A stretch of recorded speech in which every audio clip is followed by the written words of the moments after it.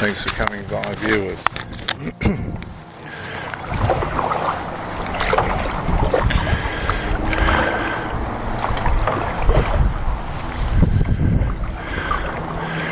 The relationship hasn't gone how you would have liked. Person is jumping between intimate partners, and you're the baseline of this person's confidence. You need to cut that off straight away. Cut off contact with this person. They have no respect for you.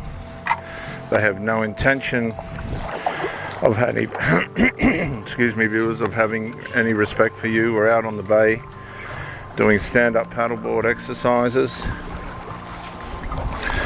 They have no intention of having any respect for you. And you've become aware of this. You've become aware that there's other people that this person is engaging, be it just mentally, a mental affair, emotional affair, if that ain't humiliating enough, and possible physical, intimate exchanges taking place while you're on the sideline, apparently to be waiting for this person to come back in from the playing field.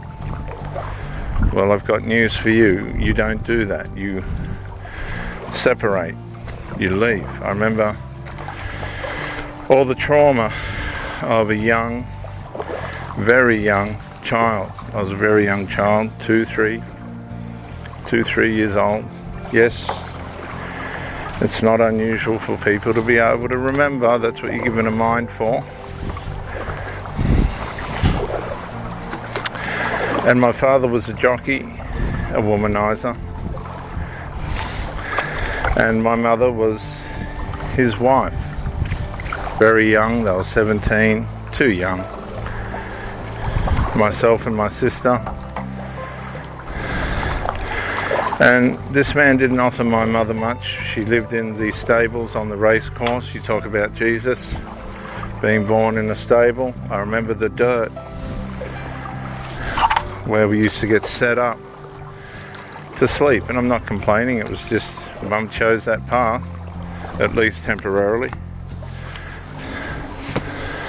And I remember the horses and the smells and all that. I remember all of it. But most of all, I remember my mother's sadness and the absence of this man. Didn't know who this person was, what the idea of any of it was, what was supposed to happen or not supposed to happen. But I do remember my mother got to the point where she's gone, that's it. The man must have had an affair or something on top of all the other negligences and letdowns. This is how it works. And she decided that was it. And when she decided that was it, we never saw our father again till much later in life, late 30s or 40s, when I decided that it was time to find out who this person is. And by the grace of God, he was still alive and I was able to do that. Some of you won't have that opportunity, and I'm deeply sorry to hear that. Well, people make mistakes. This is what I've learned. People make very serious, harmful, terrible mistakes that impact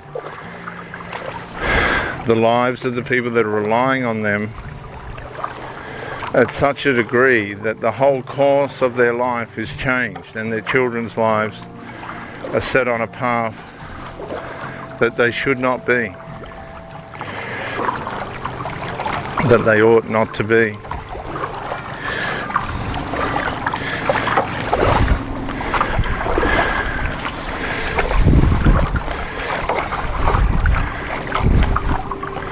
And the mental and physical damage that are consequential to this are often irreparable as well, because I'm sure through the sickness and illness, my mother got syphilis from this man. She lost a kidney, was in hospital for 18 months. She was gone for so long. We lived with my grandmother and grandfather, who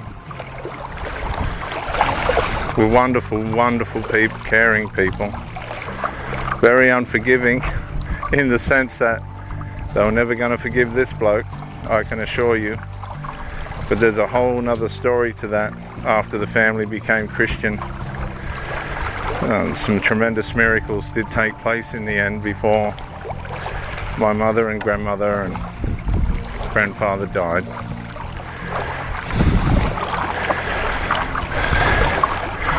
But the damage that was done, the way in which we were formed as children, as a consequence of all this was done,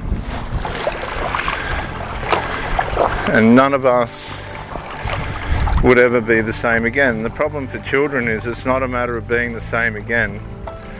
It's a matter of having the opportunity of a sound, normal, healthy life taken away from you. So you don't really know what it's like to be the same again, because your life's evolving in the chaos as it's unfolding. Like the mother trying to meet new men to settle down with, the failures of that, and then to finally meet somebody that she could share her life with, only to watch them die before their time through alcohol abuse and nicotine and all the rest of it. I've seen it all. And of course, the mother died before her time as well. All these things that come up against us to try and disrupt the true course of our life. Now, it's a long story. It's a very interesting story, my testimony of how I actually come to commit my life to the Lord Jesus Christ, and all the wonderful things that come from that, from Him, to realize that I had a Father I could trust and rely on. And we've got the wind coming up behind us now, quite strong. Whoop.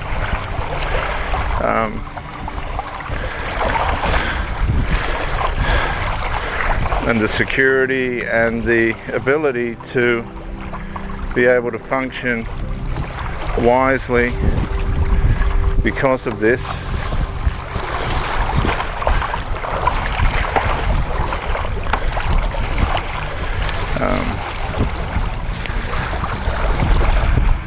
Had a tremendous impact on my life. Completely changed the course of my life and brought wisdom and the ability to be able to forgive. I ended up having a strong relationship with my father. I can't say I was fully forgave him, but I did enough to be able to hug him and be glad to see him. He's coming to the end of his life now. He seemed to have, for all his evil, outlive the ones that were good, which is a contradiction, isn't it? How can they live longer than the ones that did good? Well, you ask God that. It's just the way life is and how it works.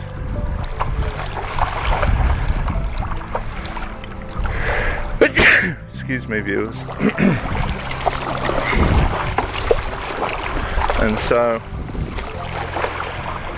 for you who have gone through this, some of you, as I said, may not have had the opportunity to fix things with your father or mother. Try and find your way to the Lord Jesus Christ and know that He, sorry viewers, we've got a bit of rough wind going on here, will never leave you or forsake you. We've got to turn around. Turn.